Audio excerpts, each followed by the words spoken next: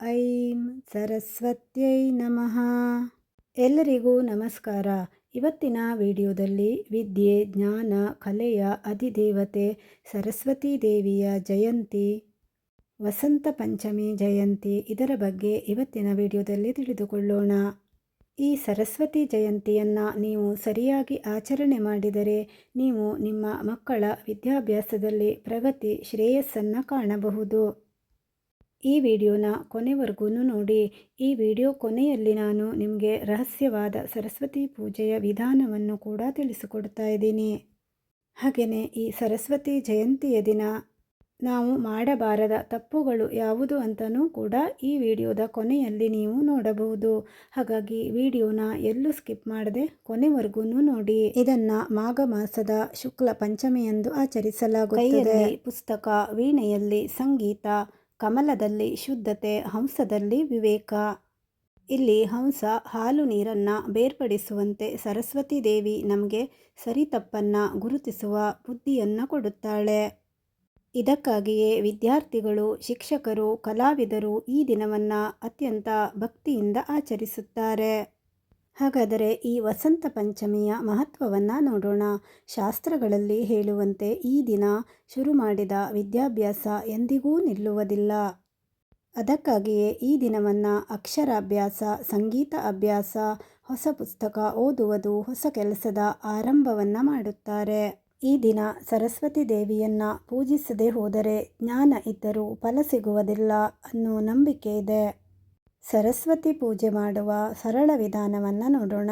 ನೀವು ನಿಮ್ಮ ಮನೆಯಲ್ಲಿ ಹಳದಿ ಬಟ್ಟೆ ಅಥವಾ ಬಿಳಿ ಬಟ್ಟೆ ಧರಿಸಿ ದೇವಿಯ ಫೋಟೋದ ಮುಂದೆ ಹಳದಿ ಹೂವು, ಅರಿಶಿನ, ಅಕ್ಷತೆ, ಪುಸ್ತಕ, ಪೆನ್ನು, ವೀಣೆ ಇದ್ದರೆ ಇವನ್ನೆಲ್ಲ ಇಡಬೇಕು.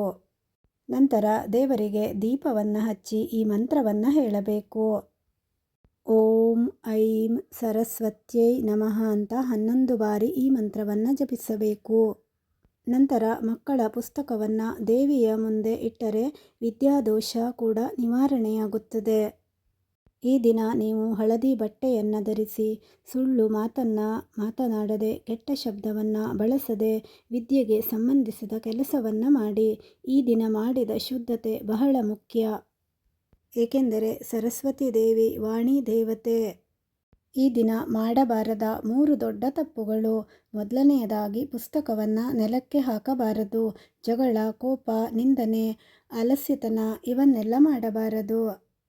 ಇವನ್ನೆಲ್ಲ ಮಾಡಿದರೆ ನಿಮಗೆ ವಿದ್ಯೆ ಇದ್ದರೂ ಬೆಳವಣಿಗೆ ಆಗೋದಿಲ್ಲ ಅಂತ ಶಾಸ್ತ್ರಗಳು ಹೇಳುತ್ತದೆ. ಸರಸ್ವತಿ ಜಯಂತಿ ಎಂದರೆ ಕೇವಲ ಇದು ಪೂಜೆಯಲ್ಲ, ಜ್ಞಾನಕ್ಕಾಗಿ ಗೌರವ ಕೊಡುವ ದಿನ. ಈ ದಿನವನ್ನು ವಿದ್ಯಾರ್ಥಿಗಳು ಯಾವುದೇ ಕಾರಣಕ್ಕೂ ನಿರ್ಲಕ್ಷ್ಯ ಮಾಡಬಾರದು. ನನಗೆ ಓದುವುದಕ್ಕೆ ಕಷ್ಟ, ನನಗೆ ಅರ್ಥವಾಗುವುದಿಲ್ಲ ಅನ್ನುವ ಒಂದು ನಕಾರಾತ್ಮಕ ಭಾವನೆಯನ್ನು ನಾವು ಇಟ್ಟುಕೊಳ್ಳಬಾರದು. ಇಲ್ಲಿ ಪೋಷಕರು ಕೂಡ ಇವತ್ತಿನ ದಿನ ನಮ್ಮ ಮಕ್ಕಳಿಗೆ ಆದಷ್ಟು ಇವತ್ತು ಪುಸ್ತಕವನ್ನು ಓದುವ ಅಭ್ಯಾಸವನ್ನು ಮಾಡಿಸಬೇಕು. ಸರಸ್ವತಿ ದೇವಿಯನ್ನು ಸಂತೋಷಪಡಿಸುವ ವಿಧಾನ: ಸತ್ಯವಾದ ಮಾತು, ವಿನಯ, ನಂಬಿಕೆ, ಪ್ರಾಮಾಣಿಕತೆ, ಆಸಕ್ತಿಯಿಂದ ವಿದ್ಯಾಭ್ಯಾಸ ಮಾಡುವುದು. ಇವನ್ನೆಲ್ಲ ಮಾಡಿದರೆ ಪ್ರತಿದಿನವೂ ಸರಸ್ವತಿ ದೇವಿ ಸಂತೋಷವನ್ನೇ ನಮಗೆ ಕೊಡುತ್ತಾಳೆ. ಶಾಸ್ತ್ರಗಳ ಪ್ರಕಾರ ಬ್ರಹ್ಮದೇವರು ಸೃಷ್ಟಿ ಮಾಡಿದಾಗ ಲೋಕದಲ್ಲಿ ಅರ್ಥ ಇರಲಿಲ್ಲ, ಜ್ಞಾನ ಇರಲಿಲ್ಲ, ವಿದ್ಯೆ ಇರಲಿಲ್ಲ. ಆ ಸಮಯದಲ್ಲಿ ಬ್ರಹ್ಮನ ಬಾಯಿಯಿಂದ ಒಂದು ದಿವ್ಯ ಪ್ರಕಾಶ ಹೊರಬಂದಿತು. ಅದುವೇ ಸರಸ್ವತಿ ದೇವಿ. ನಂತರ ಈ ದೇವಿಯು ವೀಣೆಯನ್ನು ಸ್ಪರ್ಶ ಮಾಡಿದ ಕೂಡಲೇ ಈ ಜಗತ್ತಿನಲ್ಲಿ ಸಂಗೀತ, ಮಾತು, ಅಕ್ಷರ ಹುಟ್ಟಿಕೊಂಡಿತು. ಇದಕ್ಕಾಗಿ ಸರಸ್ವತಿ ದೇವಿಯನ್ನು ವಾಣಿ ದೇವಿ ಎಂದು ಕೂಡ ಕರೆಯುತ್ತಾರೆ. ಈ ವಿಡಿಯೋ ಇಷ್ಟ ಆದರೆ ದಯವಿಟ್ಟು ಲೈಕ್ ಮಾಡಿ, ಹಾಗೆಯೇ ನನ್ನ ಚಾನೆಲ್ನ ಕೂಡ ಸಬ್ಸ್ಕ್ರೈಬ್ ಮಾಡ್ಕೊಳ್ಳಿ. ಈ ವಿಡಿಯೋನ ನಿಮ್ಮ ಫ್ರೆಂಡ್ಸ್ ಆ್ಯಂಡ್ ಫ್ಯಾಮಿಲಿ ಜೊತೆ ಇದನ್ನು ಶೇರ್ ಮಾಡಿ. ಓಂ ಸರಸ್ವತ್ಯೈ ನಮಃ ಅಂತ ಕಾಮೆಂಟ್ ಮಾಡಿ.